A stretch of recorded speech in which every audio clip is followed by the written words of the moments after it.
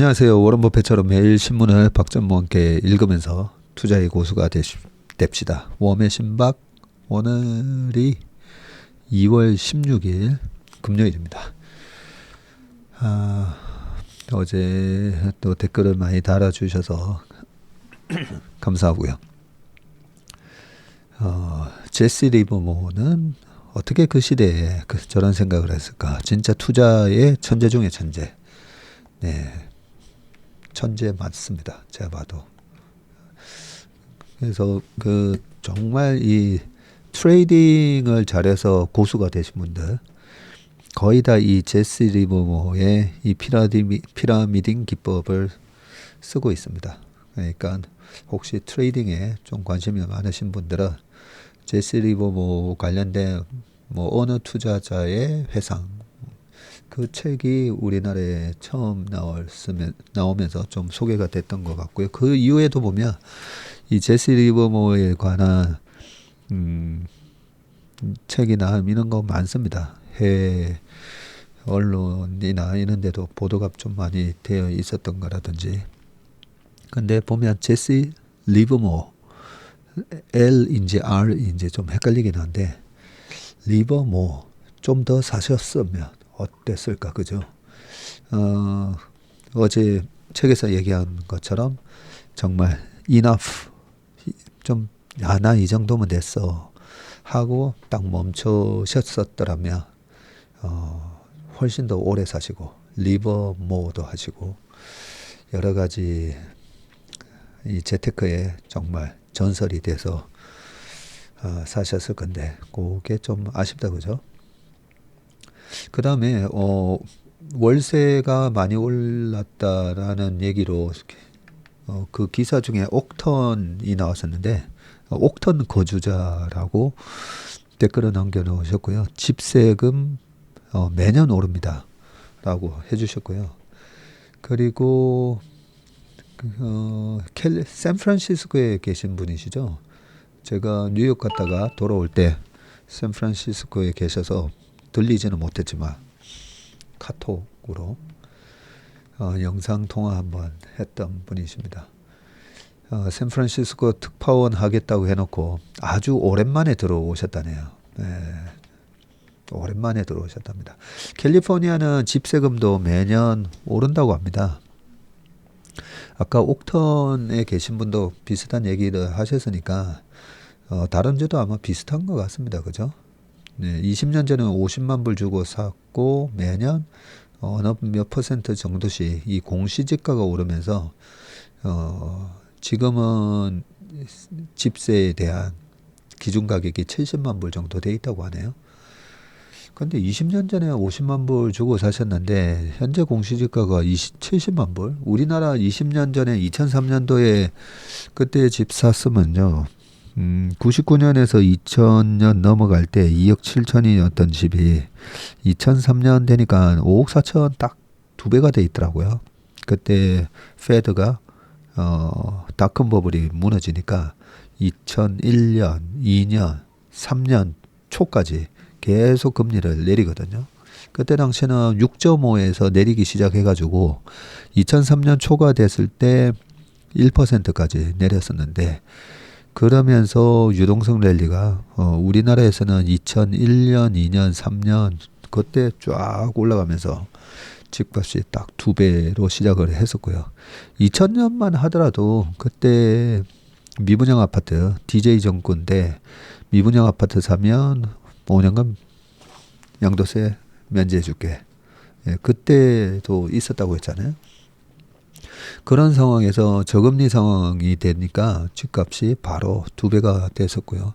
그 5억 4천 하던 집이 지금은 거의 30억 정도 돼 있습니다. 그런 거에 비하면 조금 의외네요.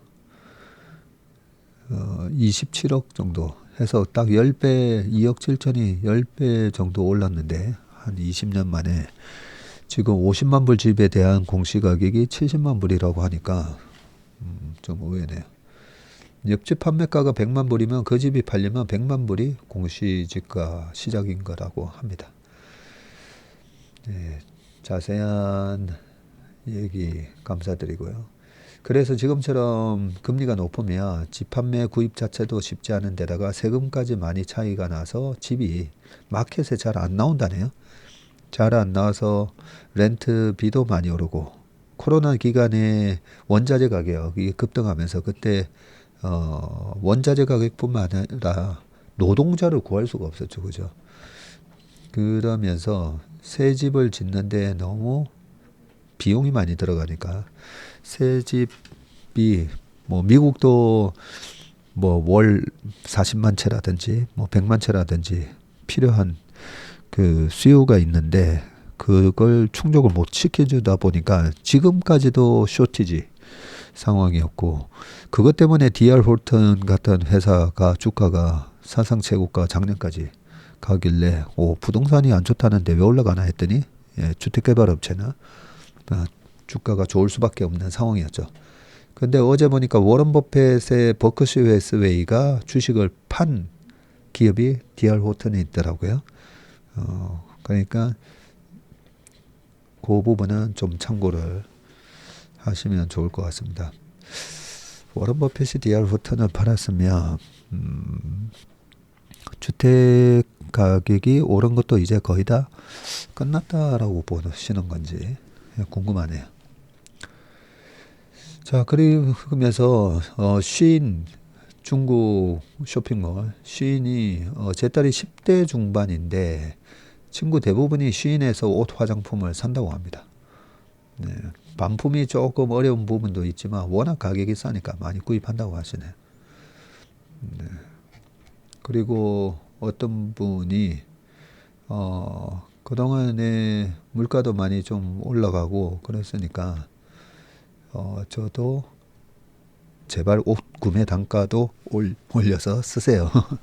이렇게 해놓으셨습니다. 제가 그 3만 5천 원, 3만 7천 원짜리 목티를 결국은 못 사고 돌아와가지고 쿠팡에서 지금 이 목티 있잖아요. 알리페이로 주문하면 너무 오래 걸릴 것 같기도 하고 사이즈가 어떻게 될지 잘 몰라가지고 쿠팡에서 1+1으로 2만 얼마에 이 목티 2장 샀습니다. 검정색, 브라운 합쳐서 3만 원이 안 됐던 것 같은데 그래서 안 사고 오길 정말 잘했다. 그런 생각을 했는데 한번 빨아봐야 된다 그러더라고요. 빨고 났을 때 또 옷이 어떻게 되는지 모른다고 하는데 네. 그리고 네. 다른 부분 여러 가지 댓글 감사드립니다. 자, 오늘은 중앙일보에서 기사를 가져왔는데요. 웬만하면 뭐 정치 그리고 스포츠 연예 이런 뉴스는 안 다루려고 했는데 지금 우리나라 전체가 이 아시안컵에 대한 후유증을 지금 겪고 있잖아요. 특히나 그 경기 결과에 대해서 너무 이제 실망스럽다 해서 그 비난의 화살이 클림스만 감독한테 가다가 손흥민 선수의 손의 골절 뭐 이런 걸로 지금 어떤 일이 벌어지고 있는지 뭐 아시잖아요. 저도 관심 있게 기사를 몇 개씩 봤는데 이 기사는 중앙일보 기사는 아닌데 평판사회, 평판과 신뢰자본이라고 되어 있고요. 손흥민, 이강인 갈등, 하극상이 문제가 아니다라는 요 기사가 참 좋은 기사인 것 같아가지고 요 부분을 좀 소개를 시켜드리려고 합니다. 하극상이 문제가 아니다. 거스 히딩크 감독 이전으로 돌아간 한국 국가대표 축구팀 자부심, 명예와 책임감 부족한 한국 오타니의 일본과 비교된다라는 부분이고요. 지금 하극상이라는 표현이 계속 나온다. 하극상은 기본적으로 디폴트로 나쁘다는 뉘앙스가 들어있다. 그래서 이강인이 나쁘다는 것인데 자유민주주의 사회에서는 말이 안 되는 소리다. 하극상이나 상극 하나. 그러고 보니까 요즘은 상극화로 되게 우리 사회가 갑질 문화라든지 그죠? 이런 거에 대해서 많이 좋아졌잖아요. 그렇네요. 하극상이나 상극하나. 일단 하극상은 주장과 팀원과의 갈등과는 무관하다. 자, 2002년 월드컵에서 한국 축구를 세계 4강으로 이끈 명장 거스 히딩크가 이런 말씀을 하셨다고 합니다. 한국 축구 관계자가 한국팀은 통제, 단합이 잘 된다고 자랑했었지만 이건 내가 생각하는 팀의 기강이 아니었다. 나는 항상 깔끔하고 통일된 복장으로 식사에 임하는 게 중요하다고 생각한다. 국가대표팀이라는데 자부심을 누려야 선수단의 사기가 올라간다. 식사를 자유롭고 즐겁게 하는 것과 제멋대로 옷을 입은 채 밥만 먹고 휙 가버리는 건 별개 문제다. 이런 말씀을 하셨다고 합니다. 네, 그리고 그 밑에 뭐 여러 가지 얘기가 있는데 그래서 이번 사건에서 그러하다고 추측할 수 있는 부분은 밥만 먹고 휙 가버리는 선수들이 많다. 두 번째, 축구 대표팀 식사할 때 복장이 제각각이다. 네. 세 번째, 자부심과 명예가 부족하다. 그러고 가로 열고 병력 혜택만이 동기다. 라고 약간 이래 좀 뼈 때리는 얘기도 해놓으셨습니다. 손흥민의 행동과 이후 처신을 보면 손흥민을 권위주의자로 볼 수는 없을 것 같지만 최소한 한국 대표팀은 히딩크 감독 이전으로 돌아간 것 같다. 안타깝다. 오타니 쇼헤이가 지난해 WBC에서 일본 팀을 우승으로 이끌 때 경기를 앞두고 대표팀에게 한 말이 생각난다. 오타니는 팀 내 최고참도 아니었고 오타니는 권위주의와 거리가 먼 인물이다. 그렇죠. 이미지 보면 전혀 권위주의하고는 상관없죠. 자, 오타니는 이렇게 얘기했다고 합니다. 미국 선수들을 동경하는 것은 그만둡시다. 인루에 폴 골드 스미츠 선수가 있다든가 중견수에는 마이크 트라웃 그리고 우익수에는 무키 베츠 선수가 있다든지 야구를 하는 사람이라면 누구나 들어봤을 법한 유명 선수들이 즐비합니다.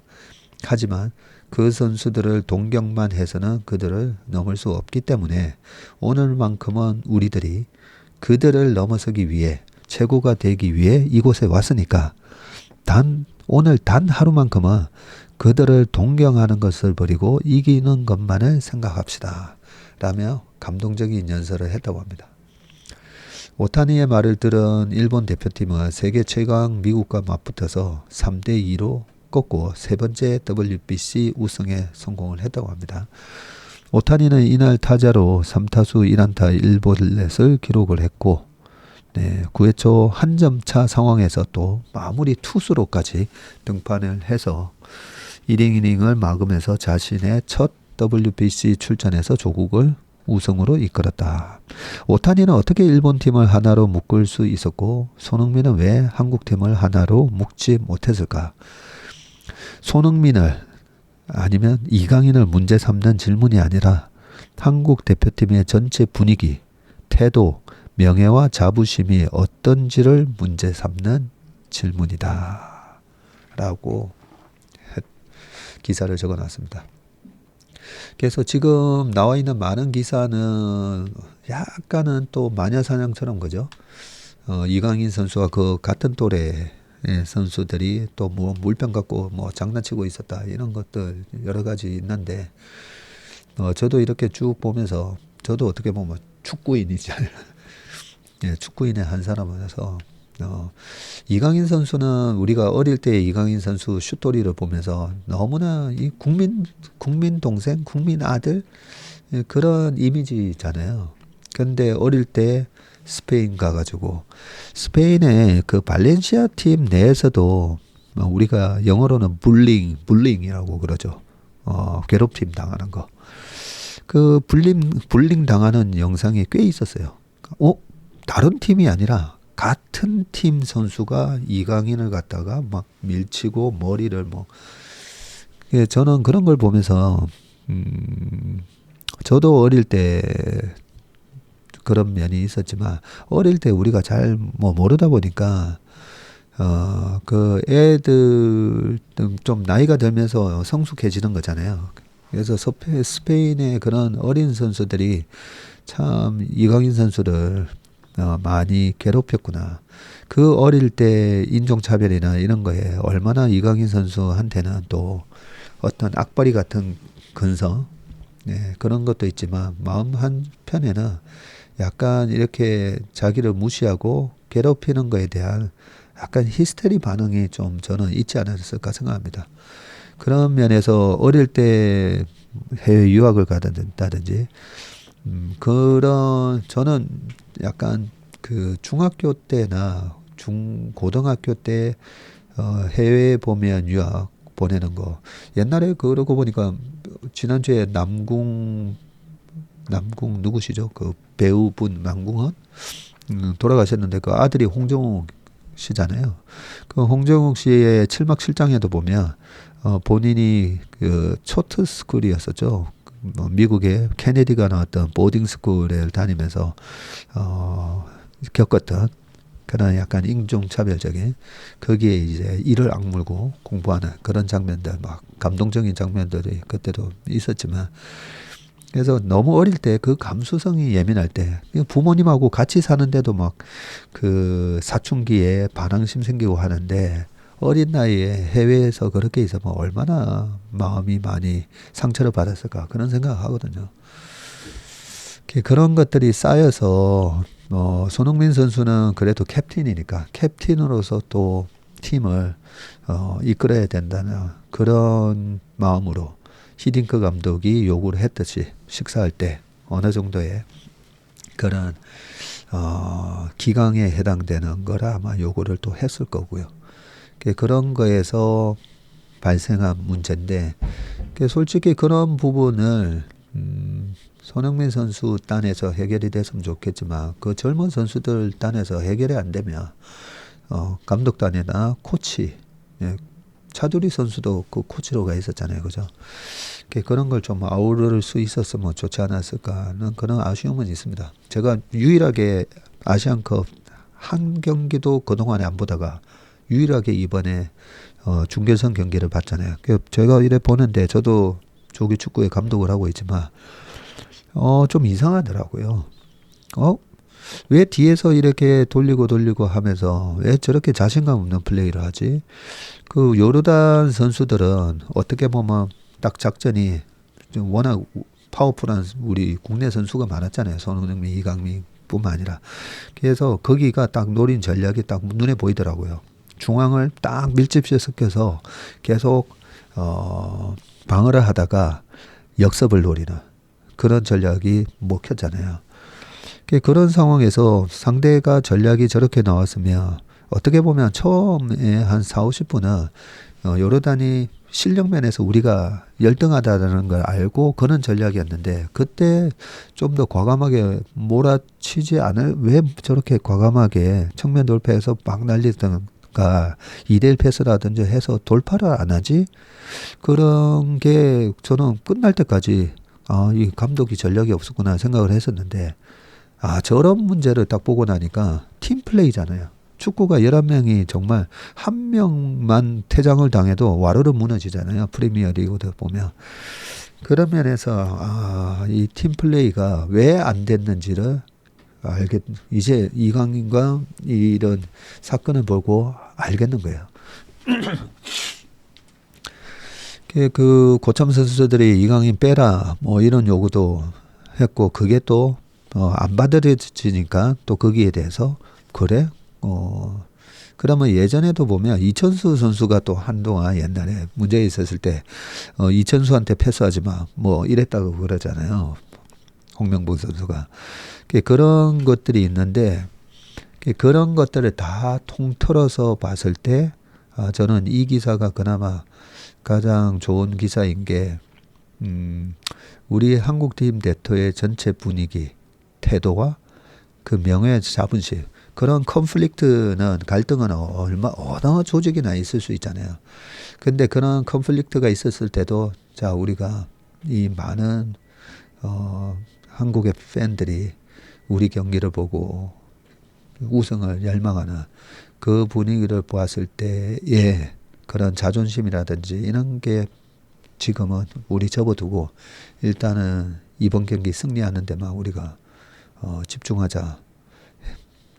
그게 어떻게 보면 대표팀이라는 그 명예와 그 자부심, 그게 좀 부족하지 않았나.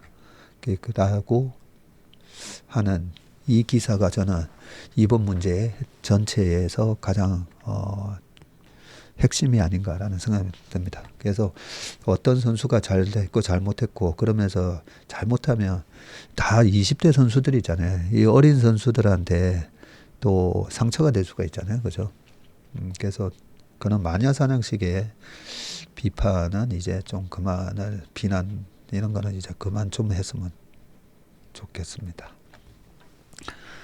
자, 그런 측면에서 항상 저는 나는 그런 자부심과 어떤 명예 사명감을 갖고 일하고 있는가. 예. 남의 티끌은 잘 보이지만 내 눈에 대들보는 안 보인다고 하니까 그죠. 예, 그런 측면에서 나는 그런 사명감을 갖고 일하고 있는가. 네, 그런 또 생각도 해봅니다. 자, 그 다음 기사 보겠습니다. 박전환의 마켓나우 소프트웨어 정의 차량이 자동차 뜻 바꾼다라고 되어 있습니다. 소프트웨어로 정의되는 차량, 예전에 무슨 목적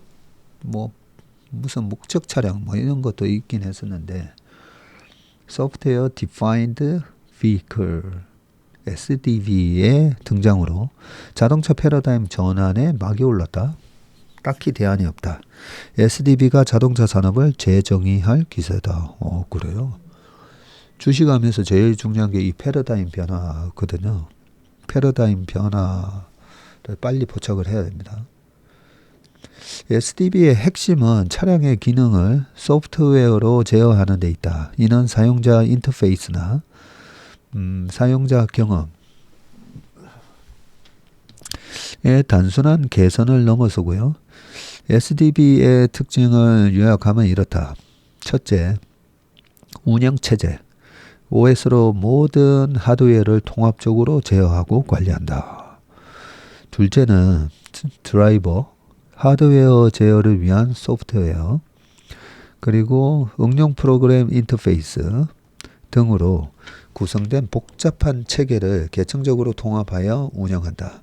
셋째, 최신 암호화 프로토콜로 기존 자동차보다 훨씬 강력한 보안성을 제공한다. 넷째, 공중 업데이트, over the air, OTA라고 불리는 무선 업데이트를 통해서 주행, 안전, 편의, 인포테인먼트 기능 등을 지속해서 개선한다. SDV의 적용은 초급 적용과 고도 적용으로 대별되는데 고객 입장에서 어떻게 판별할 수 있을까? 초급 적용된 차량은 출고한 때와 몇 년 후를 비교했을 때 안팎으로 거의 똑같은 차이일 것이다. 고도로 적용된 차라면 겉보기에는 거의 같지만 새로운 UI와 UX에 더해서 심지어 기능과 성능까지 크게 달라진 상태일 것이다. 예컨대 고도 SDV에서는 이미지 센서가 비디오 블랙박스 카메라 용도에서 주행용으로 고도화된다. 고에너지 배터리팩의 에너지 양이 구독 또는 서비스 교체를 통해 확장된다. 리콜을 위해 서비스 센터를 구태여 찾아가지 않아도 된다.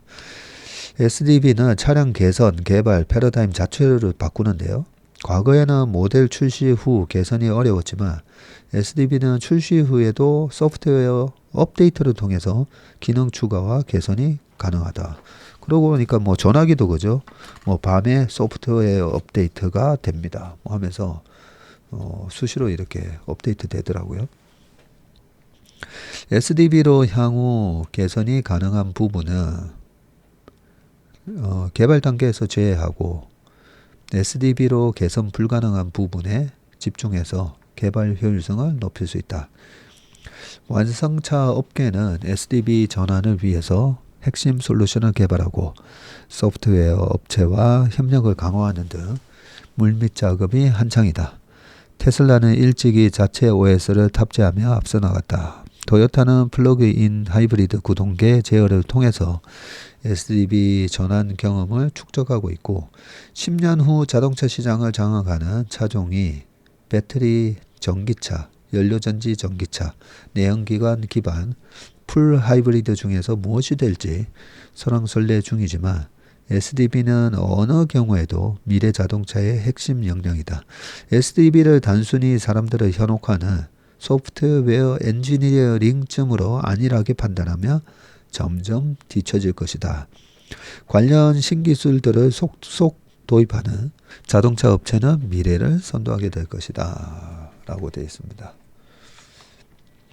예전에 삼성의 이건희 회장님이 96년, 5년 요때 자동차 산업에 진출하셨던 이유도 전기전자에 있어서 막강한 이제 기술력을 갖추게 되고 앞으로 미래의 자동차는 전부 다 이렇게 전장화되고 소프트웨어되고 이런 식으로 바뀔 것을 아셨기 때문에 삼성이 강점이 있다. 예, 충분히 경쟁력이 있다 해서 그때 진출하셨다가 좀만 늦게 진출했었으면 기아차 망했을 때 기아차 그냥 인수했으면 됐었는데 그죠. 그래서 거기에 우리가 이 모건 하절의 책에도 나오고 그 다음에 정의란 무엇인가 로 유명한 하버드 대학의 마이클 샌델 교수님도 그렇고 되게 이 통찰력이 있으신 그런 분들이 얘기하시는 것 중에 공통된 것 중에 하나가 운. 네. 그래서 운칠기삼.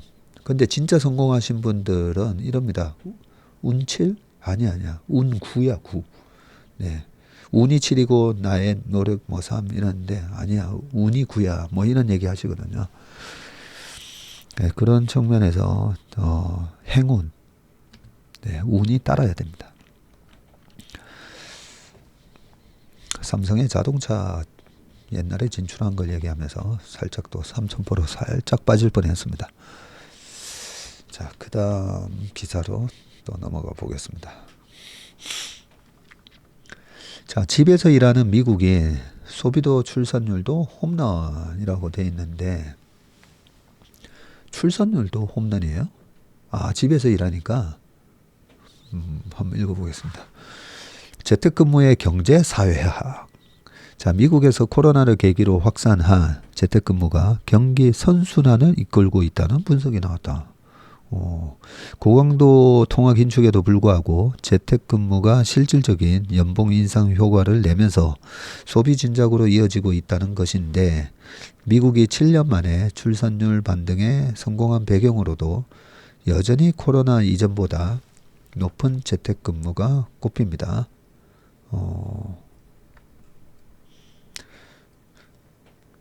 15일 WFH Work from Home 이런 리서치가 있네요. 예, WFH 리서치에 따르면 현재 미국에서 풀타임 재택근무를 하는 근로자의 비중이 28.8%? 그렇게 많아요? 와, 3명 중 1명은 집에서 일을 한다는 얘기고 코로나가 기승을 부리던 2020년에는 61.5% 보다는 급감했지만 코로나 이전에는 6에서 7%대였네요. 그때에 비하면 여전히 높은 수준이다. 또 지난 1월 기준 출근과 재택을 병행하는 하이브리드 재택근무 비중은 29.6%로 1년 전 26.2%보다 오히려 늘었네요. 자, 최근 미국 경제 지표가 비교적 견조한 흐름을 나타내는 것도 재택근무로 인한 경기 선순환 효과라는 분석이 나오는데 지난해 4분기 국내 총생산 GDP 증가율이 연율 기준으로 3.3%로 시장 예상치 2%를 크게 상회했죠. 네, 작년 1분기, 2분기 박살난데다가 1분기, 2분기도 좋았고 3분기, 4분기는 진짜 안 좋다 했다가 3분기도 4.8 그리고 4분기부터는 꺾이고 올해 1, 2 안 좋아질 거다 했지만 여전히 좋습니다. 지난해 연간으로도 2.5% 성장을 했고요. GDP의 70%를 차지하는 소비가 성장세를 이끌었고요. 재택근무로 시간적 여유가 생긴 근로자들이 다양한 여가 활동 등으로 소비를 늘린 것으로 풀이가 된다고 합니다. 야, 미국 풀타임 재택근무 비중 이 그래프가 나오는데 1965년에 0.4, 1980년대 95년도에도 2.2밖에 안 됐고요. 2010년 3.4, 6.8 이렇게 쭉 올라오다가 코로나 때 61.5. 코로나 직전부터 사실 이 상업용 부동산이 위험해지는 신호는 나왔었어요. 이 재택근무 비중이 6.8, 7.2. 예, 코로나 전인데도 한국에 있는 외국계 기업들 가보면 요 앞에 있는 그러고 보니까 IFC에 앉은 딜로이트 가봤었네요. 딜로이트도 가보고 여러 외국계 회사 가보면 점점 자리가 자기 개인 책상이나 이런 것들이 없고 그냥 공유 회의실, 공유 책상 해놓고 밖에서 스타벅스에서 일하는 분들이 꽤 많았었죠. 그리고 가끔 회의 있으면 이제 들어가서 회의실에서 일하고 외국계 회사들이 벌써 그런 모습이 나와서 좀 놀랐었거든요. 그 정도로 재택근무라든지 스택 아닌가요? 집에서 일하는 것보다는 서버에서 일하는 스택 근무. 예, 그런 스택 근무가 늘어나면서 실제로 오피스 비용을 오피스를 그렇게 안 늘려도 되는 상황이었었죠. 자, 세계적인 컨설팅 기업 TWC나 PWC는 재택근무가 근로자 연봉의 8% 인상과 같은 효과를 창출한다는 연구 결과를 내놓기도 했네요. 교통비, 식비 등 대면 업무에 필요한 각종 비용 절감 효과가 반영된 것으로 풀이가 되고 기술 전문가 1,500명을 대상으로 한 설문조사에서 응답자의 37%가 재택근무를 할 수 있다면 10% 급여 삭감을 감수할 의향이 있다고 말을 했네요. 또 36%는 급여 인상 대신 재택근무를 선택하겠다고 했고요. 이에 효율적인 재택근무 시스템을 갖추기 위해 투자하는 기업도 늘고 있다. 서울에서도 이 집값이 비싼 곳이 다 이 가운데 몰려 있잖아요. 가운데 몰려 있는데 뭐 용산이라든지 이 강남 상구라든지 그게 다 근무지하고 가까워서 그런 거잖아요. 우리 인턴 직원이 어제부터 일하기 시작했는데 집이 어딘가 봤더니 의왕이에요. 그러면 의왕에서 여의도까지 왔다 갔다 하기 좀 너무 참 시간도 많이 걸리겠다. 뭐 이런 마음도 들었었는데 어떻게 보면 그 왔다 갔다 하는 시간은 거죠. 물론 지하철이나 보면서 자료도 보고 활용도 하고 저도 예전에 그랬었지만 뭐 그럴 수는 있지만 그게 꽤 큰 비용이잖아요. 사실 시간이라는 게 가장 중요한 게 시간인데 그런 측면에서는 정말 연봉의 8% 10% 안 올라도 만약에 재택근무할 수 있으면 하겠다라고 할 만하겠네요. 진짜. 자, 2014년 이후 연평균 1에서 2%씩 줄어들던 미국 신생아 수가 7년 만에 증가한 배경으로도 재택근무 활성화가 꼽힌다. 미국 질병통제예방센터에 따르면 21년 미국의 신생아 수가 366만 4,292명으로 2020년도에 361만 명보다 1% 증가했네요. 그리고 합계 출산율도 1.66명으로 전년보다 0.02명 늘었다고 합니다. 야, 유엔 등 주요 기관들은 2022년 미국 출산율이 1.7에서 1.8명으로 더 높아질 것으로 예상한다고 합니다. 야, 꿈의 숫자다, 그죠? 1.7, 1.8 하니까 우리나라 0.7 이런 거 보다가 와, 참 부럽네요. 자, 코로나 팬데믹 초기에 경제적 이유 등으로 출산을 미뤘던 기저효과도 있겠지만 무엇보다 재택근무가 자리를 잡은 영향이라는 분석이 나오고요.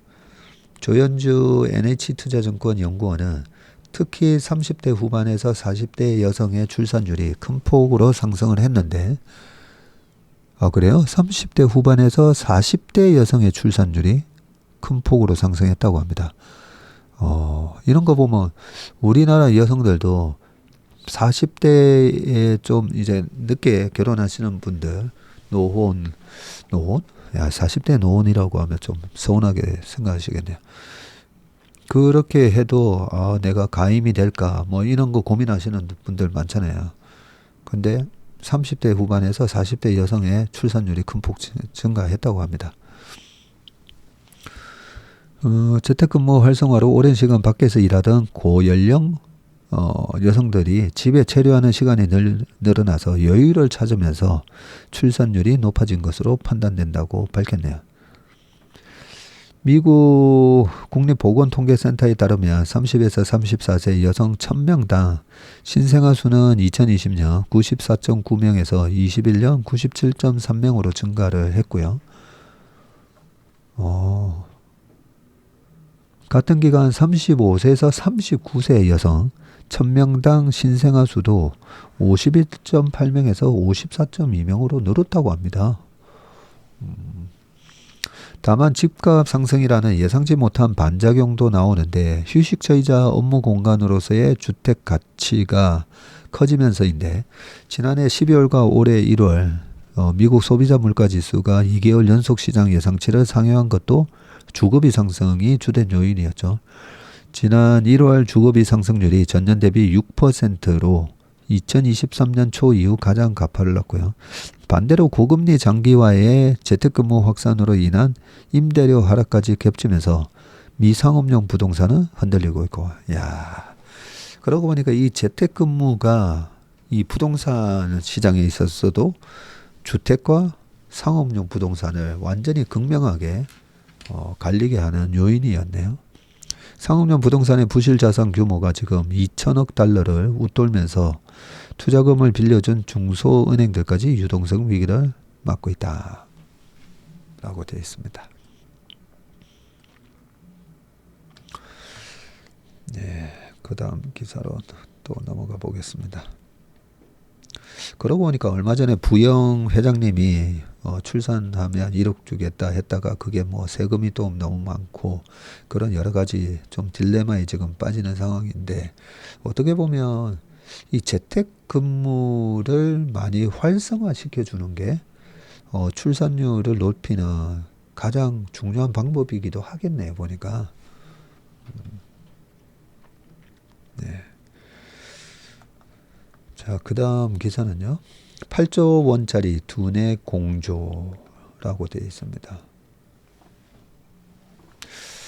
자, 일본 르네사스 설계 소프트웨어 업체 알티움과 깜짝 빅딜을 했다고 하는데, 일본 차량용 반도체 기업 르네사스가 8조 원대 대형 인수합병을 발표했네요. 테슬라, 엔비디아, 퀄컴, 삼성전자 등이 노리는 차량용 반도체 시장에 르네사스가 M&A를 활용해서 진입 장벽을 더 높이는 것이다. 한때 만성 적자로 정부 수여를 받았던 르네사스의 과감한 행보는 최근 일본 정부의 반도체 육성 전략과 맞물려 주목받고 있다. 르네사스는 반도체 인쇄 회로 기판 PCB용 소프트웨어 업체 알티움을 59억 달러, 약 7조 8,600억 원에 인수한다고 밝혔고요. 호주 증시에 상장한 미국 회사인 알티움이 개발한 전문가용 PCB 설계 소프트웨어는 자동차, 항공, 통신 등에 주로 쓰인다고 하네요. 르네사스는 미국 텍사스 인스트루먼트와 독일 인피니어, 네덜란드의 NXP, 스위스의 ST 마이크로와 함께 차량용 반도체 빅5로 꼽히는 업체고요. 특히 자동차 전장 시스템 전반을 제어하는 두뇌격인 마이크로 컨트롤러 유닛 MCU는 세계 시장 30%가량을 점유해서 1위라고 합니다.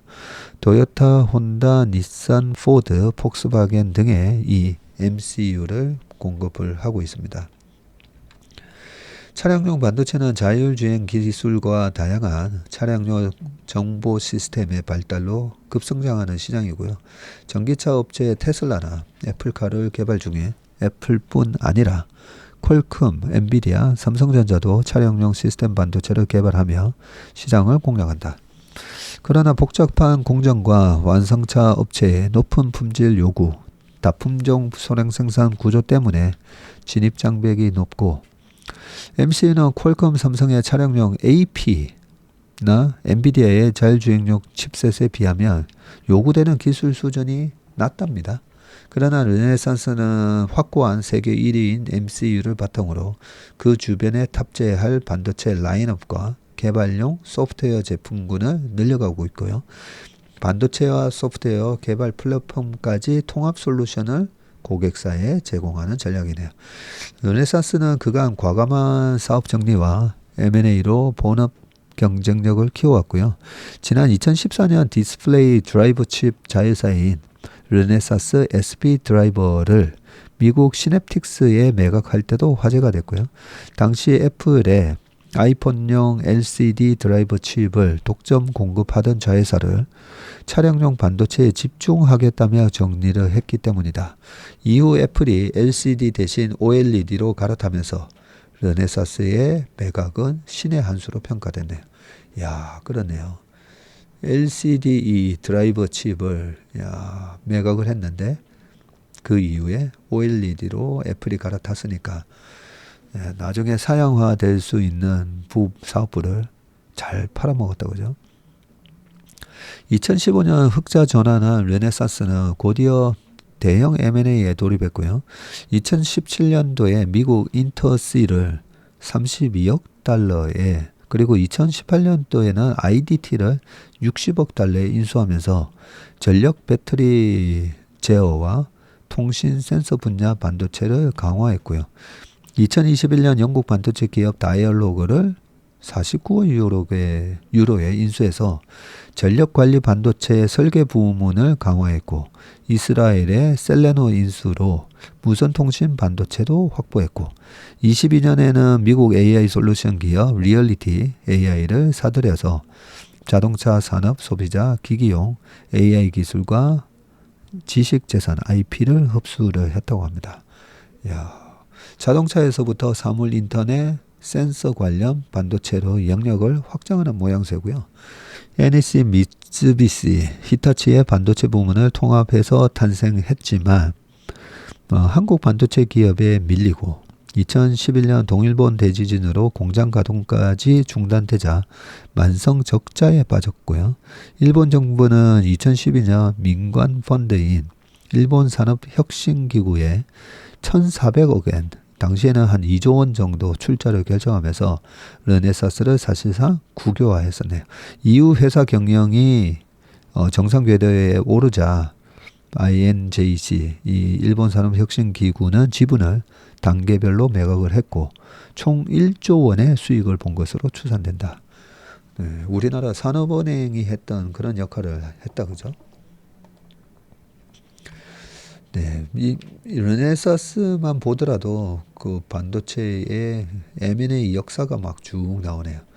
이승우 센터장이 쓴 그 반도체 오디세이, 저 뒤에 꽂혀 있는데, 그 책도 보면요, 그동안에 1900 거의 뭐 예전 한 1800년대부터 막 올라가긴 하던데, 이 1900년대에 이 반도체 산업이 어떤 식으로 합종연행도 일어나고 그 흥망성쇠 여기 보면 NEC 이런 회사들도 엄청난 이 반도체 강자였다가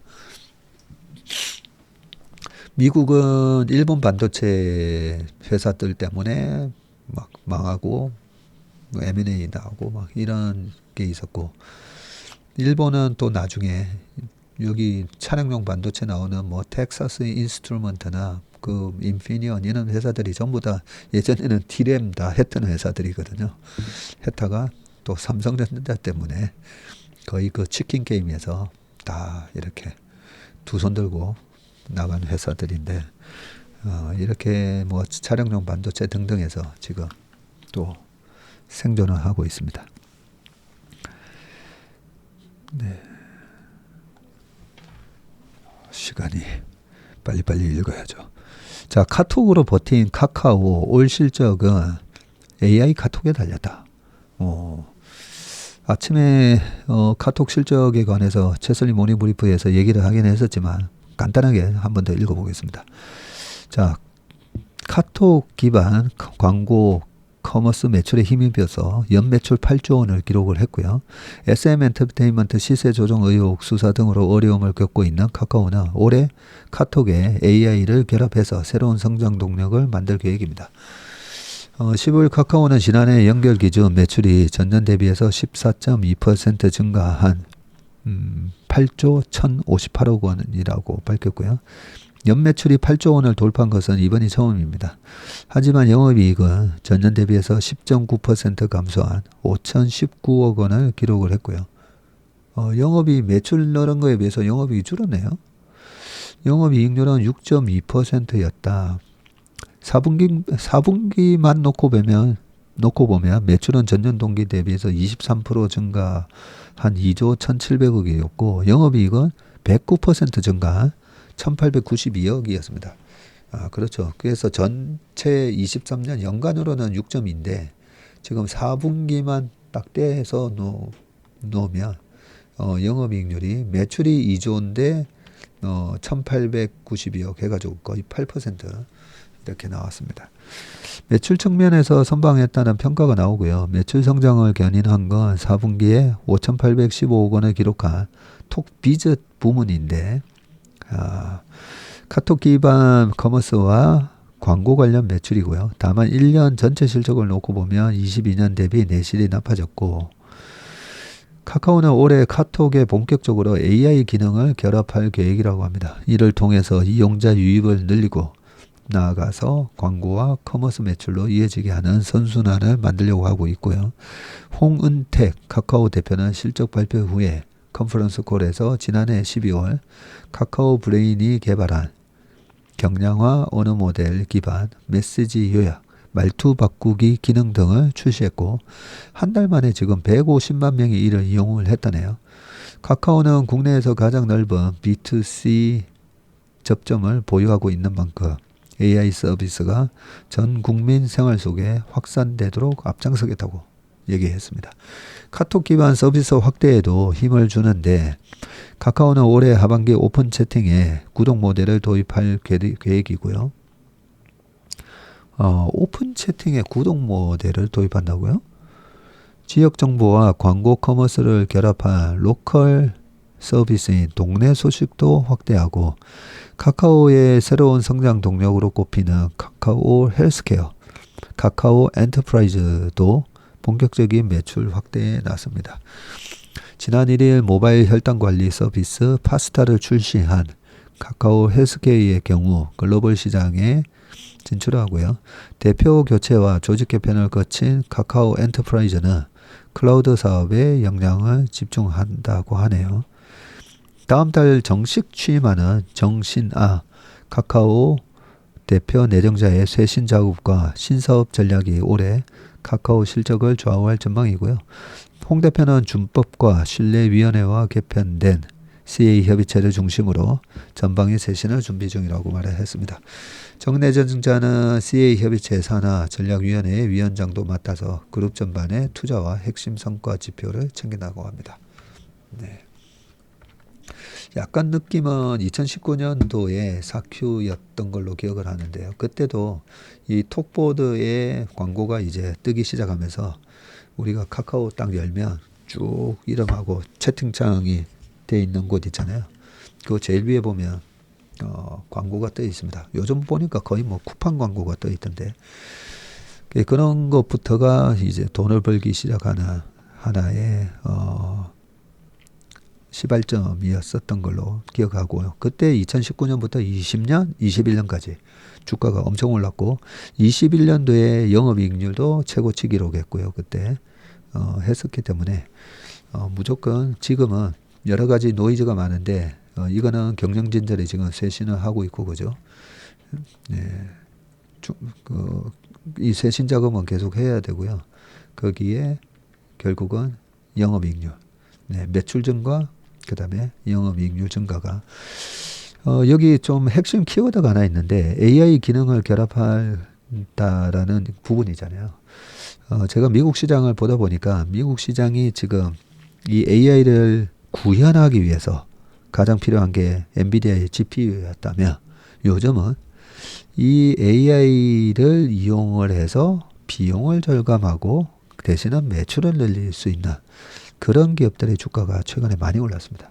메타도 그랬고 엔비디아도 넷플릭스도 그렇고 그래서 우리가 너무 AI 요 반도체 요런 거에만 집중하고 있는데 AI를 이용해서 실제로 돈을 버는 그러니까 영업이익률을 높일 수 있는 매출과 영업이익률을 높이는 그런 회사들은 어디가 있나? 미국에서 아도비 같은 경우에도 딱 그런 격이더라고요. 아도비 주가도 거의 전고점 같다 다 왔잖아요. 네, 최근에 뭐 우버가 올라간다든지 이런 것도 보면 다 AI가 만들어내는 그 생산성 향상을 어떤 기업들이 지금 향유를 하기 시작하는가. 그런 관점이 올해부터 내년까지 시장에서 주된 관점 포인트가 되지 않을까 그런 생각합니다. 아이고 시간이 50분이 넘어버렸네요. 자 마지막 기사는 점유율 70% 대박 인도가 열광한 채식 초코파이 한국 과자였다라고 돼 있는데 인도 시장 계속 잘 봐야 되죠.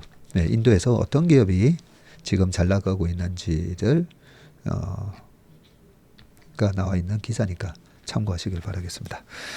예, 벌써 주말입니다. 아까 뭐 축구 얘기로 시작을 했었는데 우리가 비난보다는 그럴 수도 있지라고 조금은 이해를 하고요. 저의 그 사람을 대하는 원칙 중에 하나가 저는 20대, 30대에는 아직까지 나의 가치관과 인생관 뭐 이런 게 좀 정립이 안 되다 보니까 좌충우돌 할 수 있잖아요. 그래서 저랑 축구하는 후배들도 그렇고 동생들 그리고 뭐 저희 자식들도 그렇지만 20대에 대해서는 저는 되게 관대합니다. 그럴 수도 있지. 왜냐하면 저도 20대에 별 볼 일 없고 참 좌충우돌 그런 문제투성이 사람이었기 때문에 그래서 우리 축구 선수들 많이 좀 따뜻한 마음으로 좀 감사 주었으면 좋겠습니다. 네, 몸의 심박 오늘 여기서 끝내겠습니다. 고맙습니다.